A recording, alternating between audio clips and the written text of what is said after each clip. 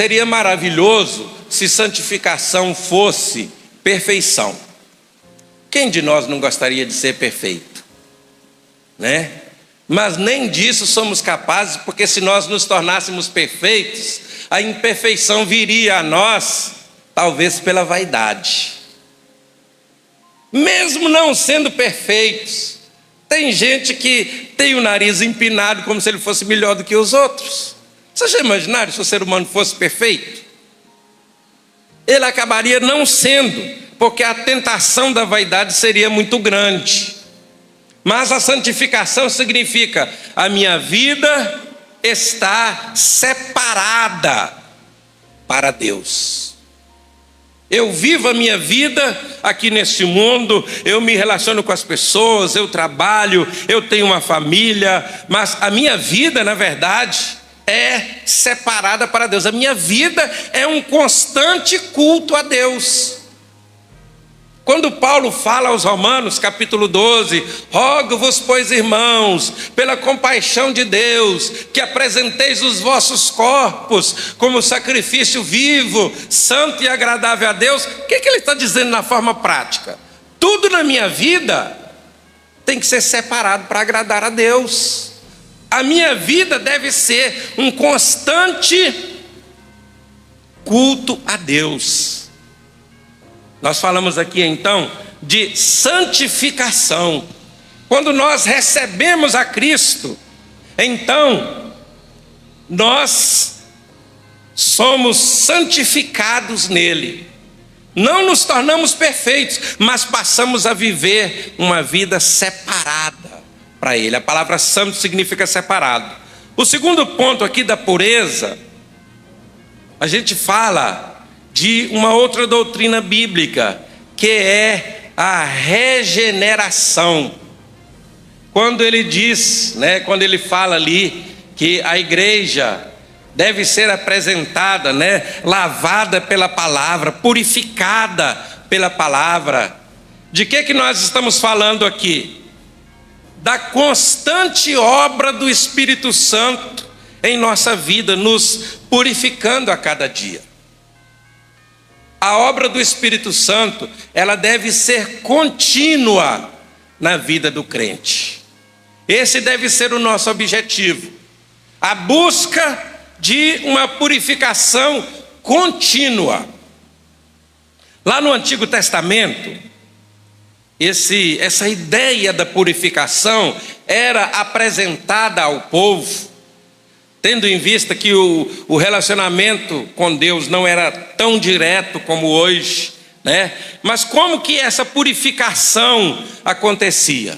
Imagina que eu tenha cometido um pecado, e então eu, consciente desse meu pecado, e de quanto esse pecado ofendia a Deus, então eu pegava ali um animal, um cordeiro, ou às vezes um pombo, ou algum animal para sacrificar, e eu ia diante do sacerdote, e chegava com esse animal e dizia: sacerdote, eu pequei, eu quero purificar a minha vida, enfim, eu quero viver uma vida pura, então eu trouxe esse animal aqui para ser sacrificado. Aquele animal, ele ia simbolicamente ser sacrificado no meu lugar, por causa do meu pecado.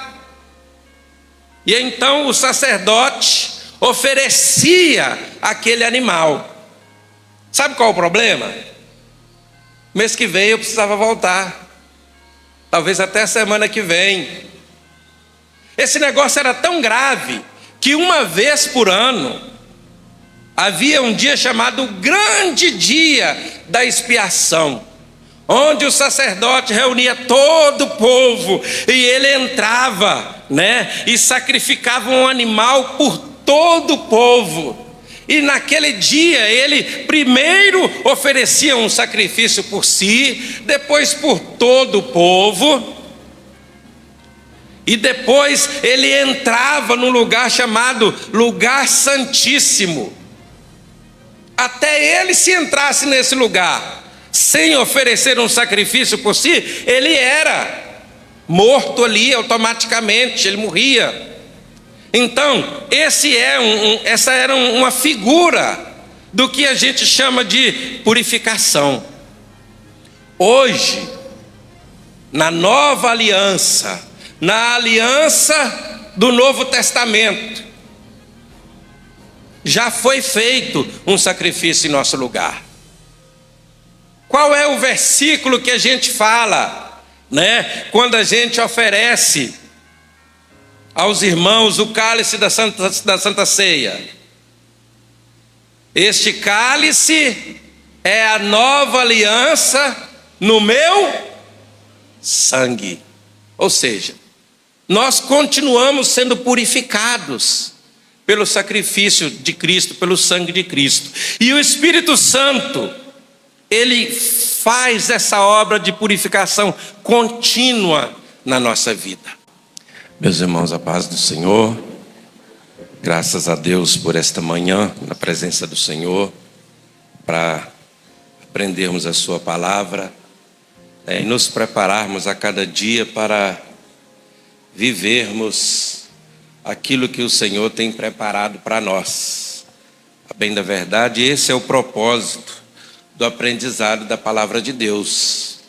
Não somente nos prepararmos para anunciar esta palavra àqueles que dela necessitam, mas também para que nós possamos viver de maneira plena os propósitos de Deus para a nossa vida. Nós aprendemos nas lições iniciais desse trimestre toda a estratégia, todo o sistema criado pelo homem e, de certo modo, inspirado pelo adversário das nossas almas, criando o que o nosso comentarista chamou aqui de império do mal, né? Um sistema de pensamento, um sistema de lideranças políticas, um sistema de arranjo religioso, para que nós, como servos do Senhor, ou não desempenhemos, ou desempenhemos de maneira deficiente aquilo que o Senhor preparou para nós. Nestas últimas lições, ao invés de permanecer nesta mesma linha, o nosso comentarista, ele faz uma pequena modificação. E nessa modificação, ele mostra como a igreja deve agir neste mundo que vivemos. Não reagir, porque a igreja não pode, irmãos. É muito importante a gente lembrar disso. A igreja não pode ser uma força de reação, porque o inimigo faz isso, nós fazemos isso, né? Ou nós respondemos aquilo que nos é imposto, ou tentam nos impor pelas estratégias do adversário. Não. A igreja precisa ter uma linha de atuação contínua. E esta linha de atuação da igreja, ela deve ser conforme o que nos é ensinado pela palavra de Deus. Se a igreja se mantiver nesse caminho, com certeza nós conseguiremos viver os propósitos de Deus.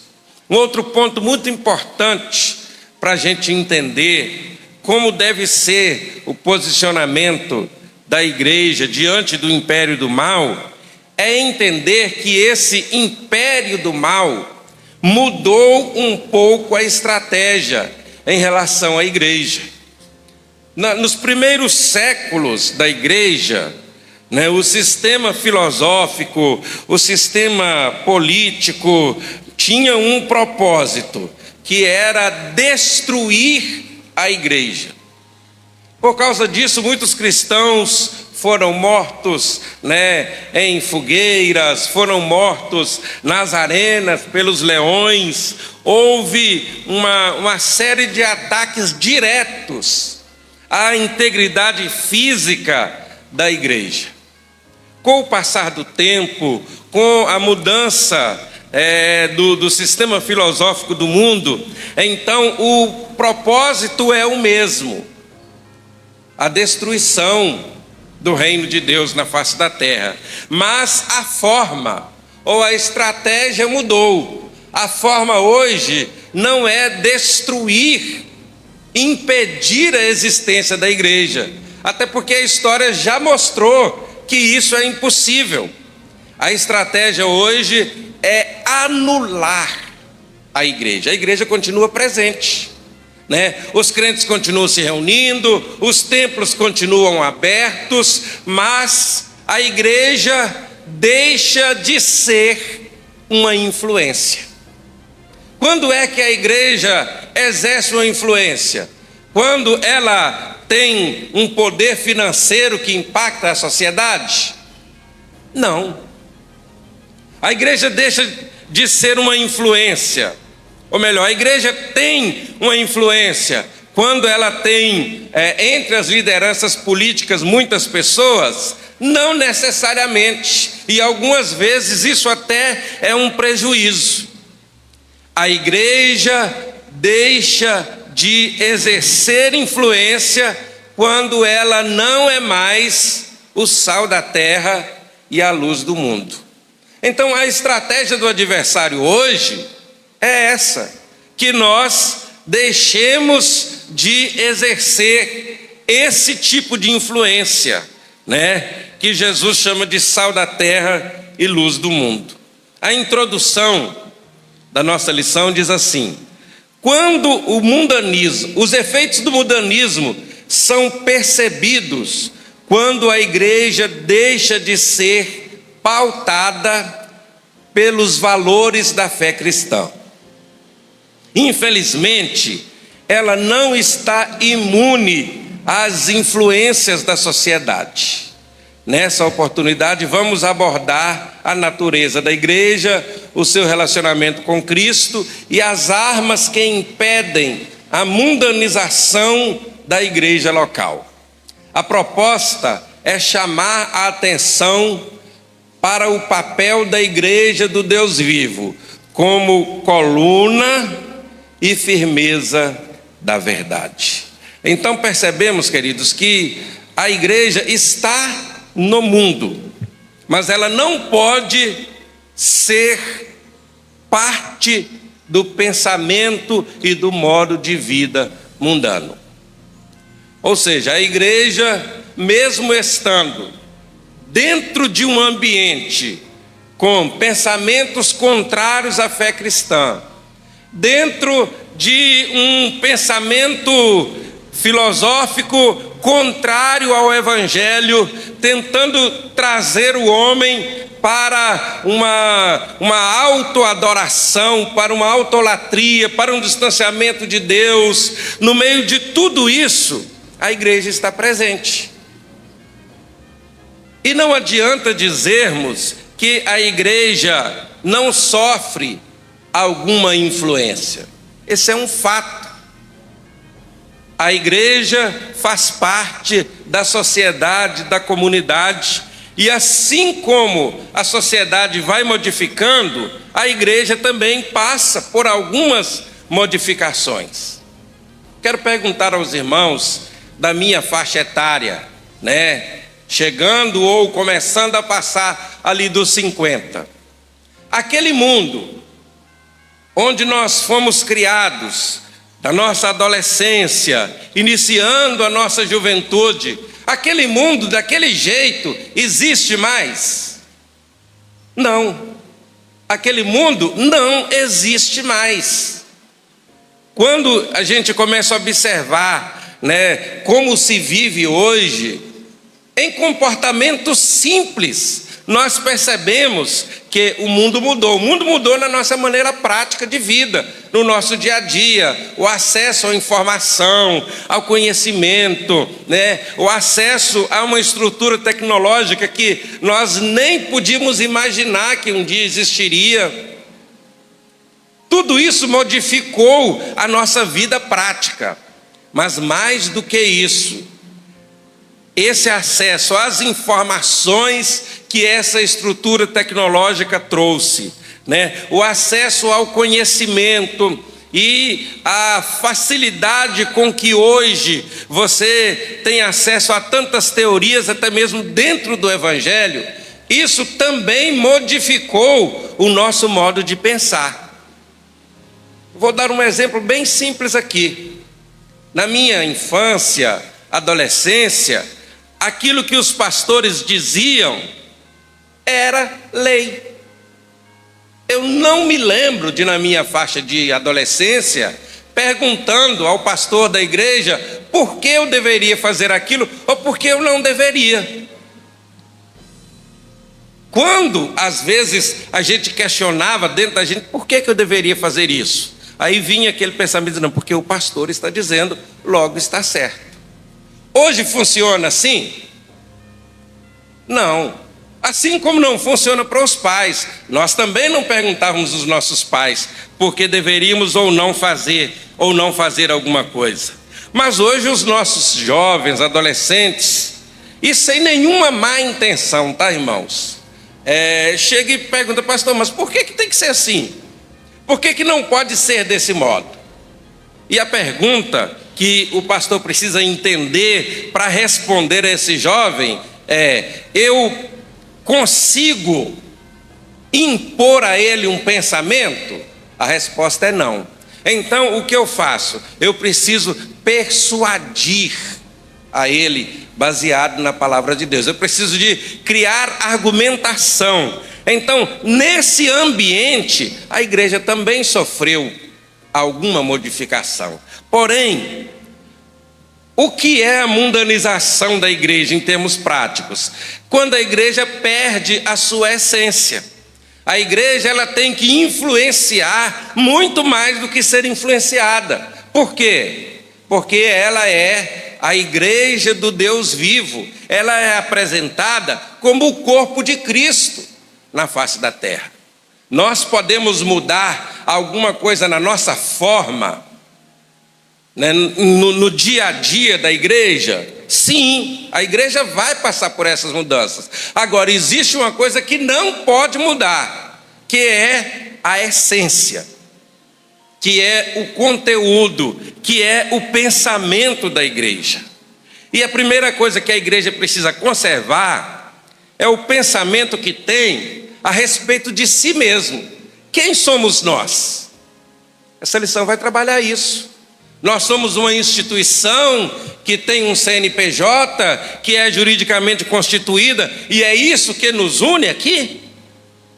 Seria algo tão frágil assim que nos une aqui?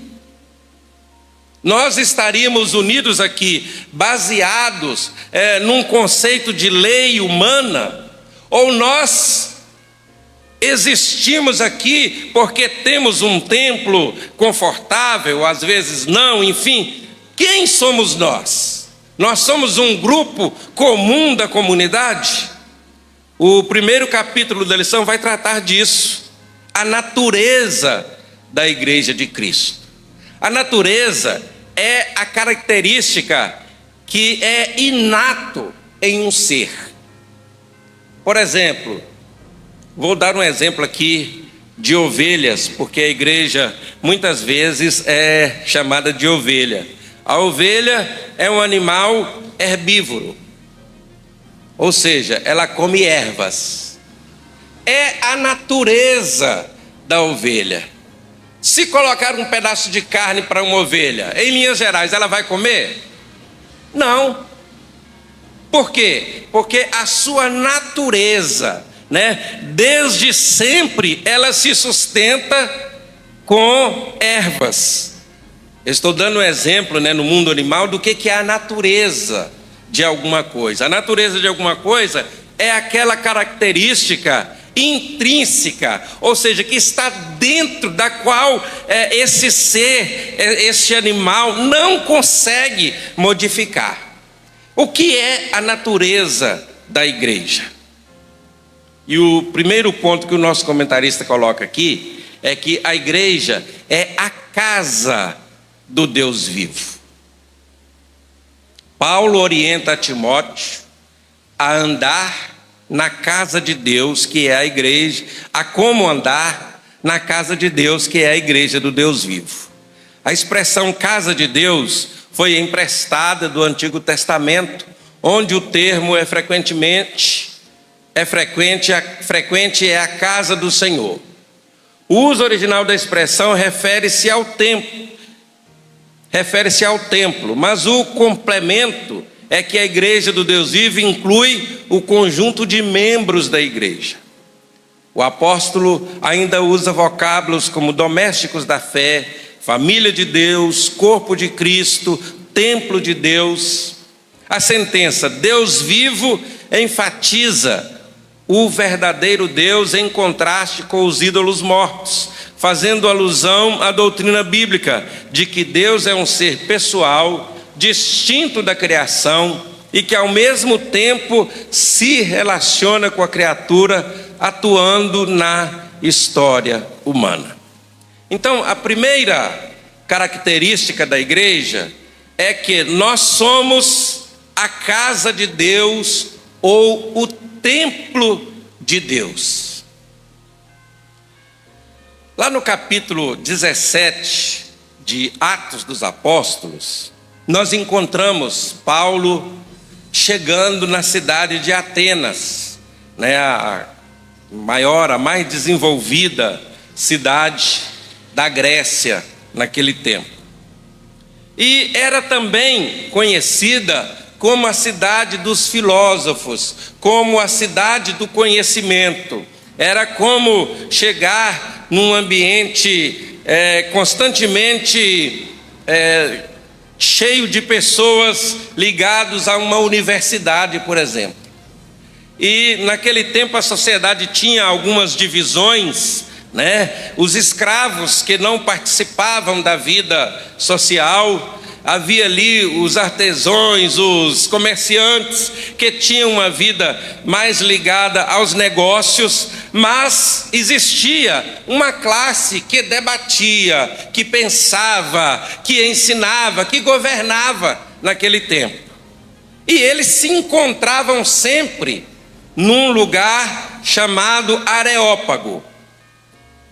E Paulo chegou ali, era como se fosse uma grande praça, E ele chegou e começou a observar que as pessoas se reuniam para conversar, e ali ele percebeu a religiosidade daquelas pessoas, percebeu o modo de pensamento delas, e ele aproveitou a oportunidade para começar a conversar com elas.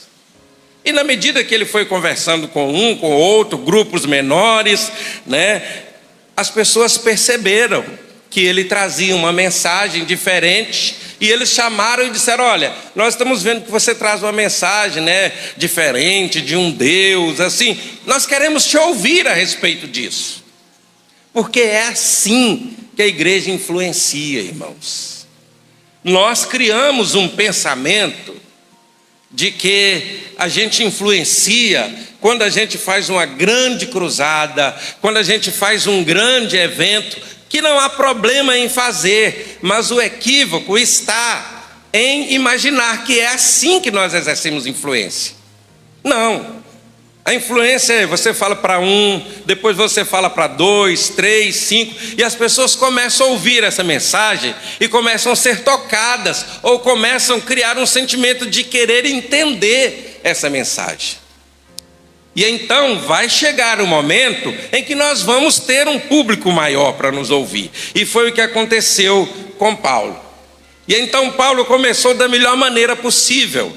Ele disse: olha, eu percebi que vocês são muito religiosos, ou são muito supersticiosos, e que vocês têm aqui na cidade de vocês muitos altares, muitos templos, onde vocês cultuam. Mas no meio de todos esses templos, vocês têm um templo ou um altar escrito: ao Deus desconhecido. Olha a sabedoria da estratégia de Paulo. Ele diz assim: é esse Deus desconhecido que eu estou anunciando para vocês. Porque de fato, o nosso Deus não era conhecido para eles. Então Paulo usou aqui uma estratégia muito inteligente. Ele não mudou a essência da sua mensagem, mas a forma. Nós só encontramos ele usando lá em Atenas. E aí eles perguntam, mas que Deus é esse? E aí Paulo diz assim: o Deus que fez o mundo, que de um só fez toda a raça humana. E ele foi trazendo a mensagem do Evangelho, e chega um momento que ele diz assim: esse Deus não pode ser servido por mãos humanas. Esse Deus é muito maior do que aquele altar que vocês criaram para ele, Nós servimos esse Deus com a nossa vida, Ele habita em nós. Nós somos a sua criação. E ele usa trechos de poesias gregas, de poetas daquele tempo. E tudo isso para quê? Para mostrar o que é a igreja de Deus. A igreja de Deus, ela é muito mais do que um templo. Nosso templo é uma bênção. Dentro do que o Senhor nos permitiu ter, é o melhor que podemos, e queremos melhorá-lo muito mais. Mas vocês acham que a bênção de Deus tem a ver com essa estrutura física aqui? Deus teria lugares muito melhores, concordam comigo? Lugares mais confortáveis, mais bonitos. Não, Deus não habita num templo feito por mãos de homens nesse sentido. Não que ele não esteja presente, mas onde Deus quer habitar? No meio da sua igreja. Nós somos a casa de Deus, o templo do Deus vivo. Então, qual é a primeira característica da igreja apresentada aqui, da natureza da igreja? A igreja é o templo do Deus vivo. Ele habita em nós. Se nós tirarmos essa primeira característica, o que sobra? Se Deus deixar de habitar em nós, irmãos, se a presença de Deus, do Espírito Santo, sair da nossa vida, o que vai sobrar para que sejamos uma igreja? Nada. O que nos une, quando alguém vai fazer uma construção, vai organizar as pedras, os tijolos, eles precisam de alguma coisa que dê liga, que mantenha em pé essa construção, O cimento que une os tijolos e levanta, essa construção aqui. O cimento que nos une, A ligação que temos é que nós somos o templo de Deus, a casa de Deus. Essa é a primeira característica da natureza da igreja. A segunda está aqui: a igreja é a coluna e a firmeza da verdade.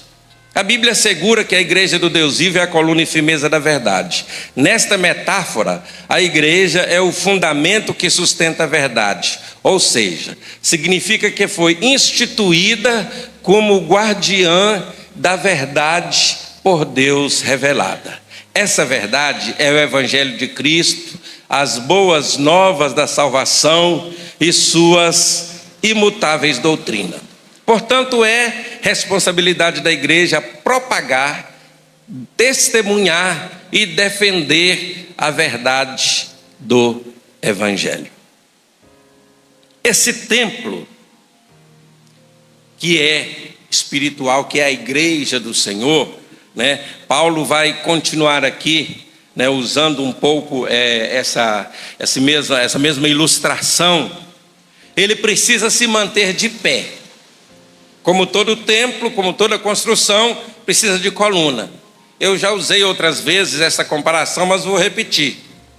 Dentro da estrutura que esse salão foi construído, o que acontece se nós retirarmos essas colunas centrais aqui?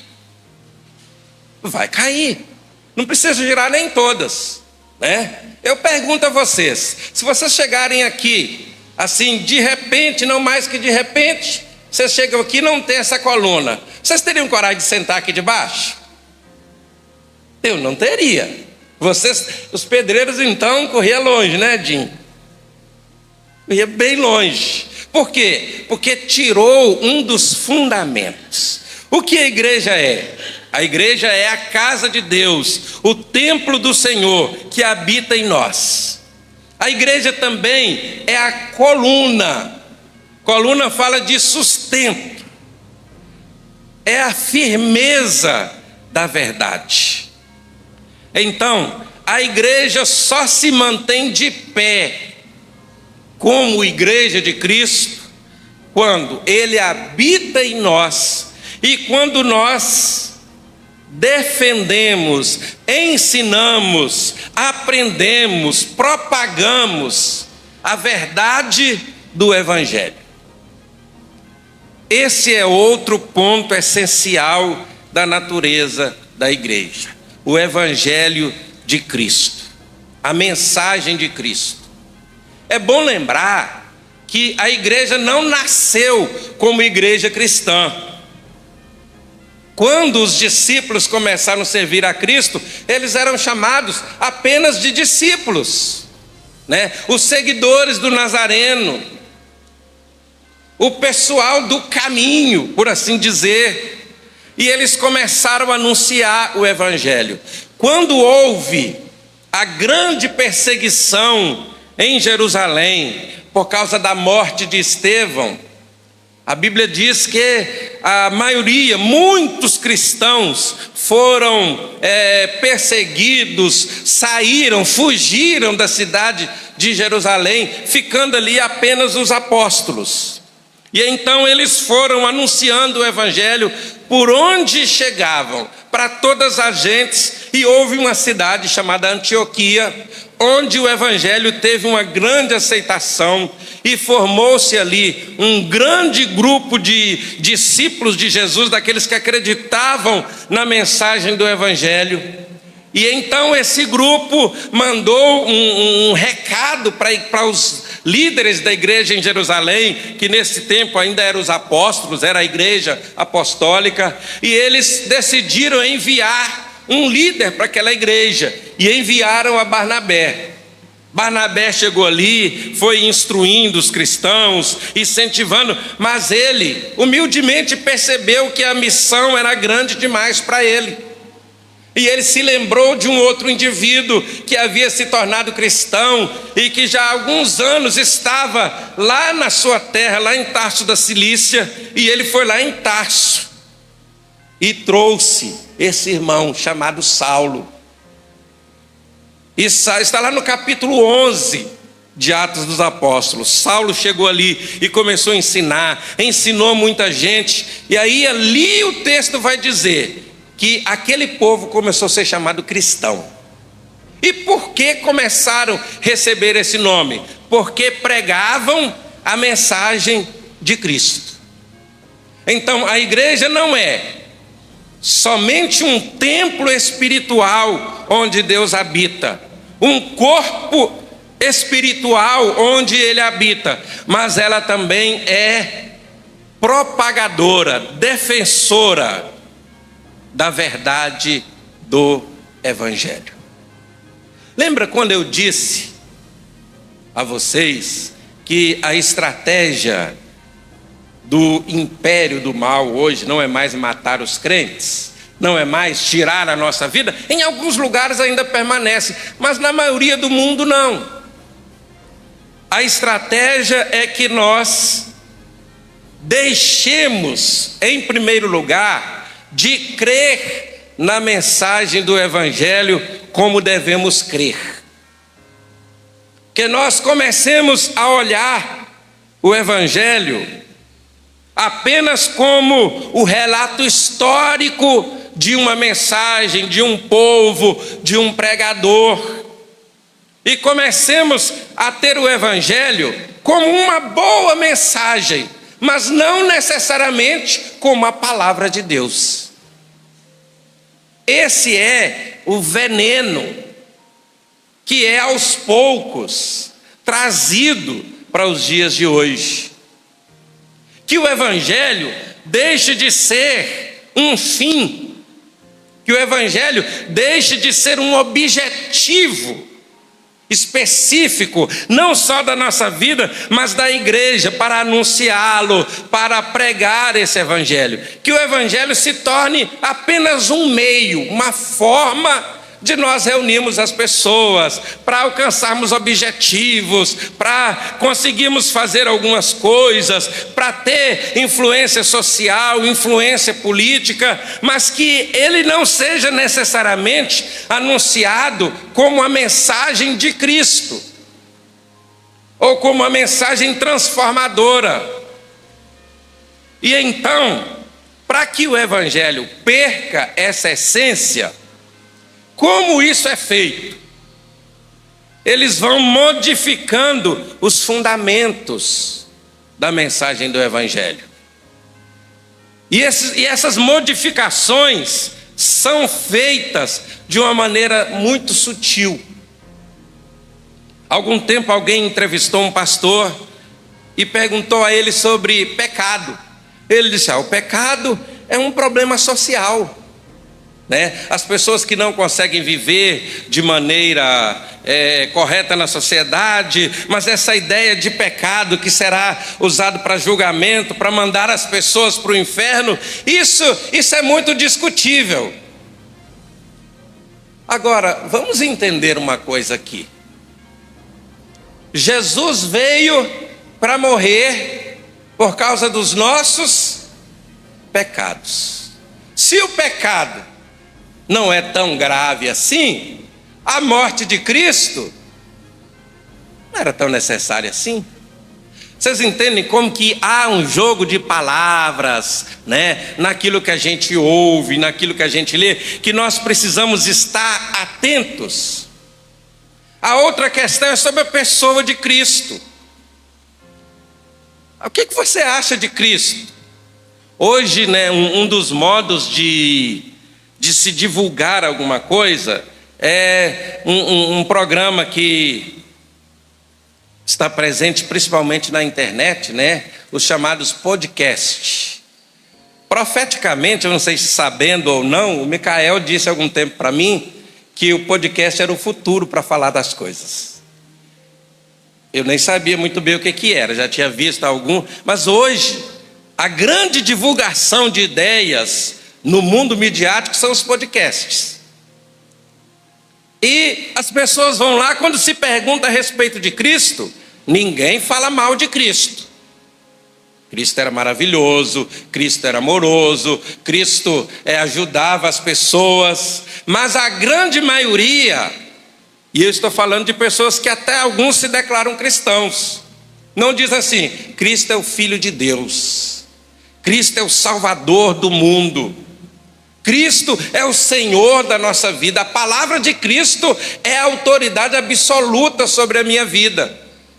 Então, vamos mudando, vamos eles, força de expressão, mas vão sendo mudados os conceitos fundamentais, vão sendo retiradas as colunas, e aí o evangelho deixa de ser a mensagem de Cristo e se torna uma boa mensagem, uma mensagem de amor, uma mensagem de bondade, que Cristo deixou. E de fato o evangelho é uma mensagem de amor, é uma mensagem de bondade, mas é uma mensagem que também fala de juízo, que fala de pecado, que fala de justiça divina, que fala de santificação. Então nós precisamos estar muito atentos, porque a igreja tem a responsabilidade espiritual diante de Deus de defender as verdades do evangelho. Outra característica da igreja de Cristo: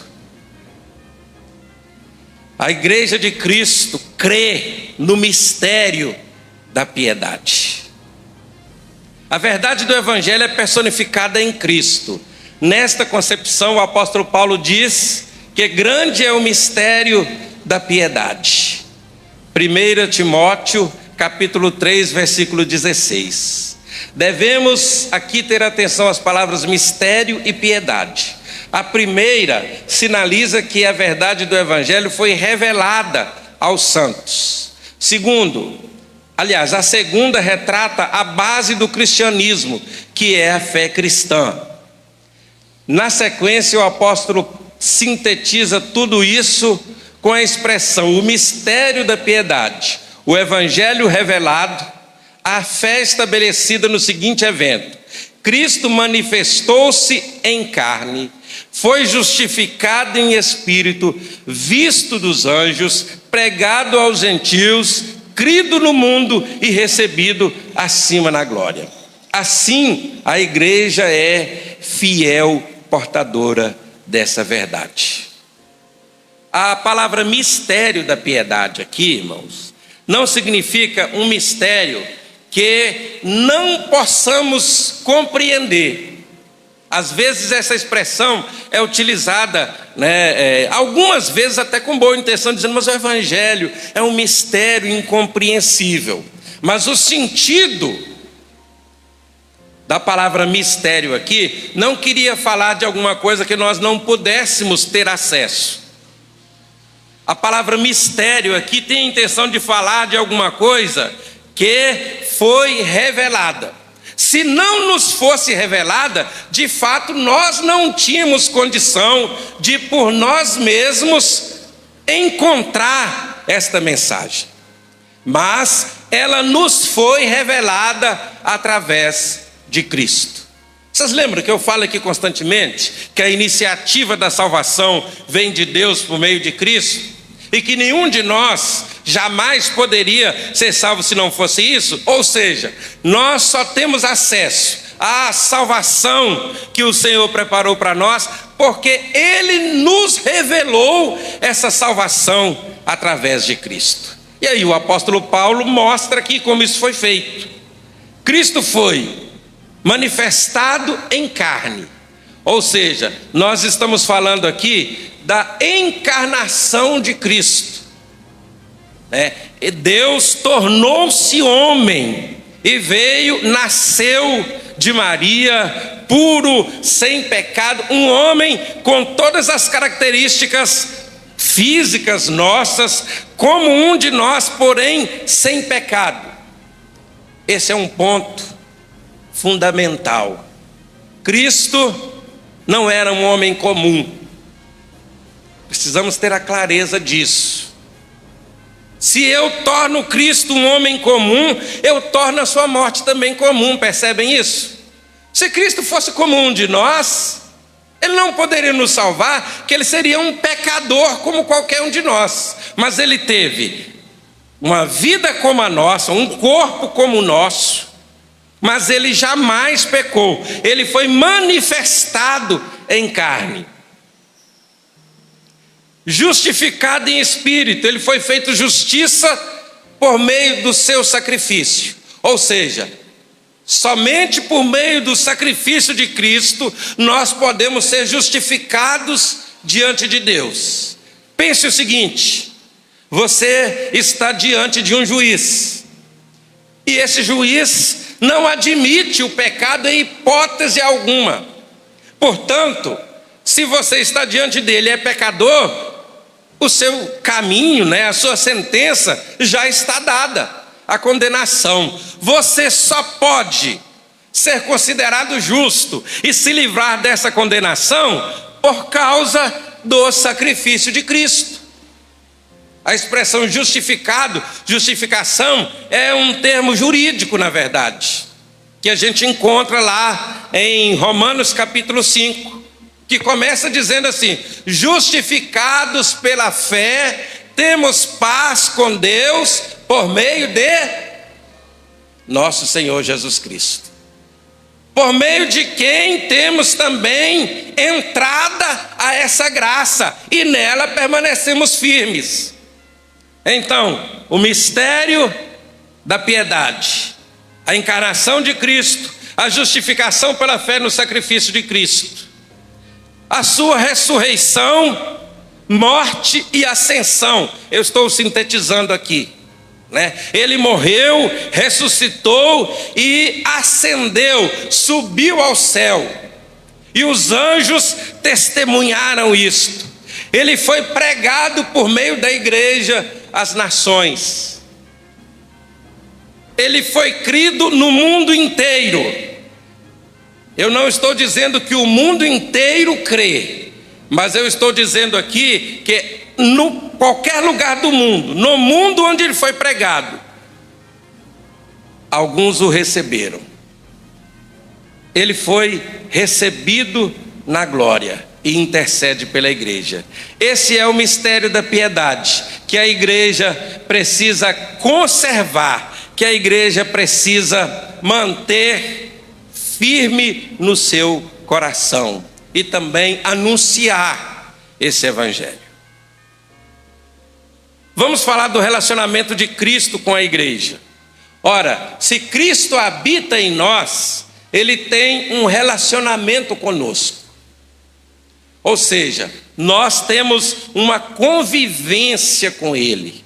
Nós temos uma comunhão com ele. A comunhão, irmãos, ela não é apenas comer um pedaço de pão e tomar um cálice com suco de uva. Não, aquele momento ali é um momento simbólico, onde você está confessando publicamente que você tem comunhão com Cristo. Mas a comunhão fala do relacionamento de Cristo com a igreja. E esse relacionamento, ele é tanto com a igreja, como o seu corpo, como com cada crente individualmente. E este relacionamento tem aqui algumas bases para que ele aconteça. O primeiro é a santificação, segundo, a pureza. Domingo passado, na Santa Ceia, eu falei um pouco sobre a questão da santificação. Seria maravilhoso se santificação fosse perfeição. Quem de nós não gostaria de ser perfeito? Né? Mas nem disso somos capazes, porque se nós nos tornássemos perfeitos, a imperfeição viria a nós, talvez pela vaidade. Mesmo não sendo perfeitos, tem gente que tem o nariz empinado como se ele fosse melhor do que os outros. Vocês já imaginaram se o ser humano fosse perfeito? Ele acabaria não sendo, porque a tentação da vaidade seria muito grande. Mas a santificação significa: a minha vida está separada para Deus. Eu vivo a minha vida aqui neste mundo, eu me relaciono com as pessoas, eu trabalho, eu tenho uma família, mas a minha vida, na verdade, é separada para Deus. A minha vida é um constante culto a Deus. Quando Paulo fala aos Romanos, capítulo 12, rogo-vos, pois, irmãos, pela compaixão de Deus, que apresenteis os vossos corpos como sacrifício vivo, santo e agradável a Deus. O que ele está dizendo na forma prática? Tudo na minha vida tem que ser separado para agradar a Deus. A minha vida deve ser um constante culto a Deus. Nós falamos aqui então de santificação. Quando nós recebemos a Cristo, então nós somos santificados nele. Não nos tornamos perfeitos, mas passamos a viver uma vida separada para ele. A palavra santo significa separado. O segundo ponto aqui da pureza, a gente fala de uma outra doutrina bíblica, que é a regeneração. Quando ele diz, quando ele fala ali que a igreja deve ser apresentada, lavada pela palavra, purificada pela palavra. De que nós estamos falando aqui? Da constante obra do Espírito Santo em nossa vida, nos purificando a cada dia. A obra do Espírito Santo, ela deve ser contínua na vida do crente.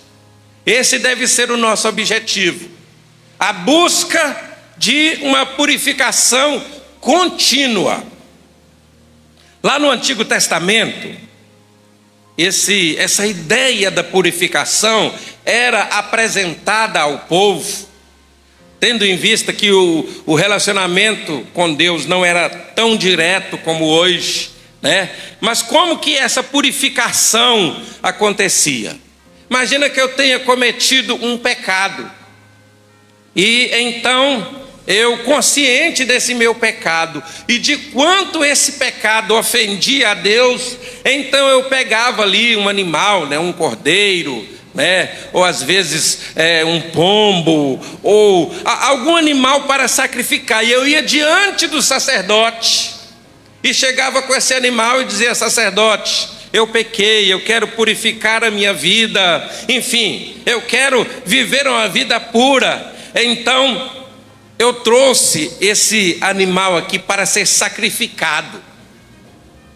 Aquele animal, ele ia simbolicamente ser sacrificado no meu lugar, por causa do meu pecado. E então o sacerdote oferecia aquele animal.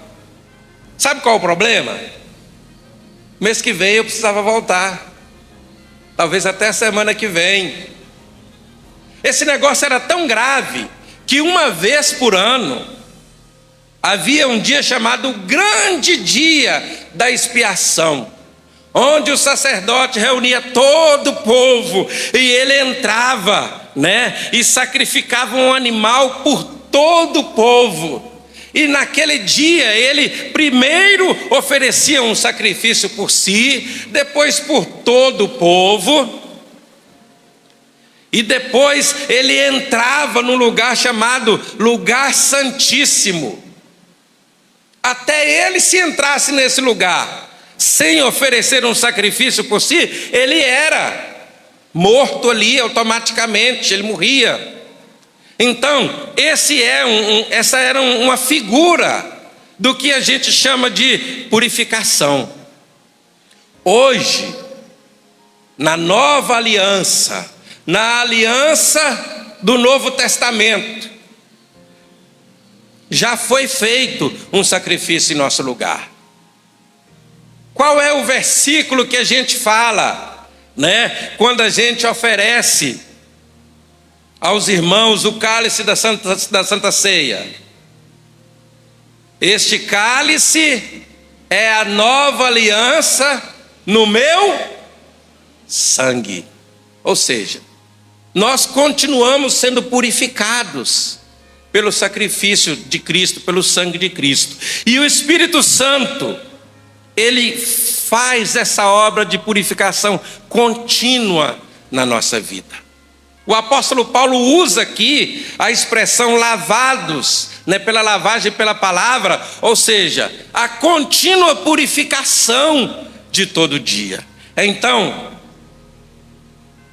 as duas primeiras bases para Cristo relacionar-se com a igreja: uma igreja que se entregou, que se separou para Ele, uma igreja que vive em contínua santificação, e uma igreja que é continuamente regenerada, purificada pelo Espírito Santo. Segundo item desse capítulo, a igreja gloriosa e irrepreensível. A santificação tem como alvo preparar uma igreja gloriosa, sem mácula, nem ruga, nem coisa semelhante, mas santa e irrepreensível. A Escritura compara a relação de Cristo com a igreja com a do marido com a esposa. Assim, a igreja é a noiva de Cristo que se prepara para a festa nupcial. Durante essa espera, por meio do Espírito Santo, Cristo a santifica para apresentá-la a si mesmo pura.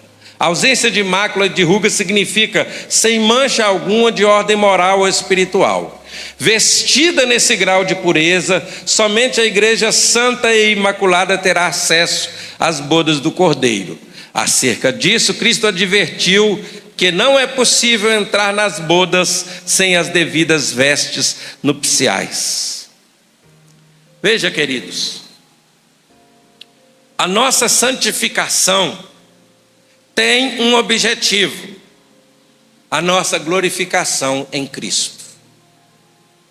A palavra glorificação vem de glória. Ou seja, a nossa santificação tem como objetivo preparar-nos para o dia que seremos glorificados eternamente com Cristo. O apóstolo João, quando vai falar desse dia, salvo engano, no capítulo 3 da sua primeira carta, ele diz assim: amados, agora nós somos filhos de Deus. Nós ainda não sabemos de maneira plena o que seremos lá na eternidade, mas de uma coisa sabemos: que nós seremos semelhantes a Ele, porque assim como Ele é, o veremos. Ou seja, a glorificação do crente vai permitir que ele viva uma vida de comunhão plena e eterna com Cristo, livre do perigo do pecado. Mas como que nós nos preparamos para esse momento? Quando Paulo usa aqui a linguagem do casamento e em outros textos, a linguagem da preparação da noiva, o que uma noiva faz? Ela se organiza para o dia do casamento. Se ainda hoje é assim, por mais moderna que seja uma mulher, vai chegando o dia do casamento, ela é tomada daquela preocupação em se preparar. Eu me lembro de uma irmã muito independente, já com uma certa maturidade de vida e tal, e ela resolveu se casar. Encontrou o noivo, que talvez seja o mais difícil para todo casamento, um noivo encontrar uma noiva, a noiva encontrar um noivo. Encontrou e ela levava aquela preparação do casamento como se fosse uma coisa muito comum. Mas quando foi chegando assim os 2 meses, então ela procurou a mim e a Leia e disse: irmãos, pastor, irmã Leia, eu quero que a senhora me ajude a preparar, eu quero preparar um ambiente assim, eu quero me vestir assim, eu quero... E aí a ansiedade foi tomando, ela ficou tão ansiosa, que assim, com todos os detalhes, com a preparação, que eu precisei dizer para ela assim: ô irmã, deixa eu te dizer uma coisa aqui. Não existe cerimonial perfeito não, tá? Eu sei que a irmã está muito cuidadosa, isso é muito bom, a irmã é muito metódica, e não é um defeito, mas entenda que as coisas ao vivo, assim, de vez em quando alguma coisinha sai do lugar. E o mais engraçado é que tudo que ela arrumou funcionou perfeitamente. E aí nós estávamos lá fazendo o casamento, ambiente muito cheio, a Leia do meu lado. Para que alguma coisa não ficasse tão perfeita, quando eu olhei para o noivo, ele estava desmaiando. A gente só viu ele devagarzinho, assim, parecendo em câmera lenta, descendo. E a Leia olhou e percebeu, e ela deu a volta e sacudia e falou: não cai não, rapaz, apruma. Ou seja, ela estava muito preocupada com a preparação. O foco da minha ilustração é esse. Então, quando se fala da igreja como noiva de Cristo, fala de alguém que está se preparando para um encontro definitivo. A igreja é a noiva de Cristo, é a esposa do Cordeiro, que o encontrará na glória. Então, para isso, para que esse relacionamento se complete plenamente como deve ser, a igreja precisa viver uma vida de santificação e de pureza. Mas para não perdermos a direção do assunto principal do trimestre, enquanto a igreja está aqui nesse mundo, a igreja está lutando contra um império, o império do mal. Como a igreja vai lutar? Essa luta, irmãos, a palavra lutar aqui, as armas da igreja, a luta da igreja, é uma expressão simbólica, tá? A igreja não sai por aí agredindo ninguém, machucando ninguém. Não, nós não ensinamos isso. Mas a expressão aqui é simbólica, né? Como a igreja lida com as oposições à mensagem que ela prega. Como a igreja lida com as tentações que vêm todo dia para destruir a nossa comunhão com Deus. E a nossa primeira arma é o zelo pela verdade.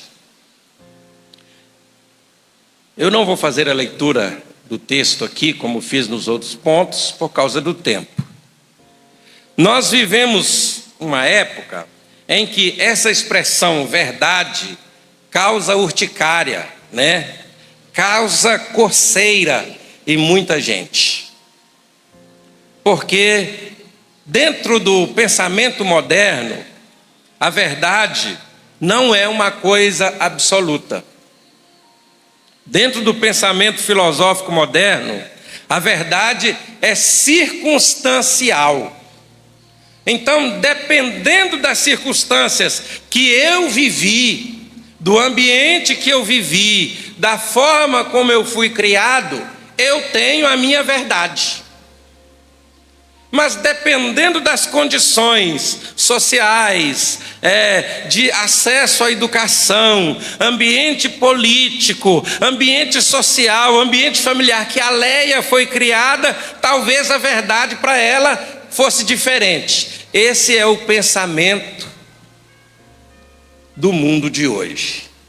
E confunde-se muitas vezes isso como um direito à opinião.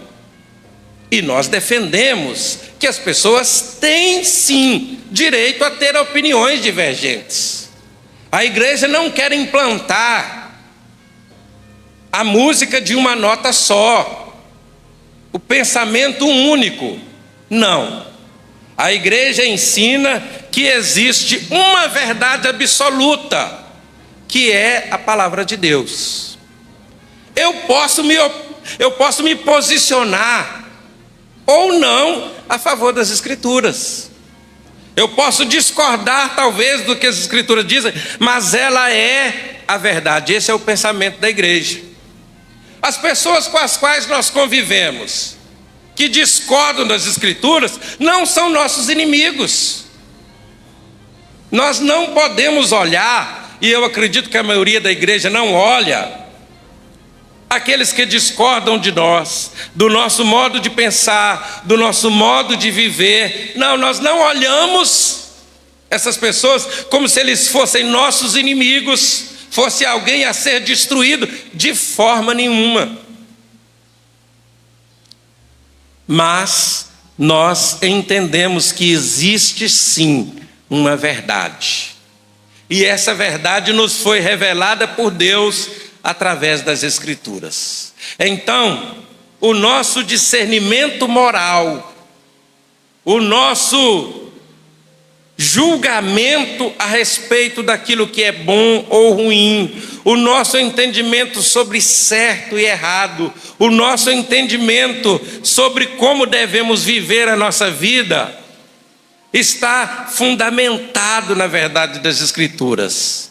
E uma das maneiras da igreja lutar contra o império do mal é ser zelosa por essa verdade. A igreja precisa ter um compromisso inegociável de confessar as verdades do Evangelho. Existem momentos que a verdade do Evangelho ela é aceita como uma coisa maravilhosa. A maioria das pessoas gostam dessa mensagem, mas essa mesma mensagem vai ter momentos que ela vai confrontar comigo e com a maioria das pessoas. E eu não posso querer modificá-la porque ela veio confrontando a mim, porque ela veio contra mim. Eu não posso amoldar, eu não posso modificar a verdade bíblica para que ela se adapte à minha vida.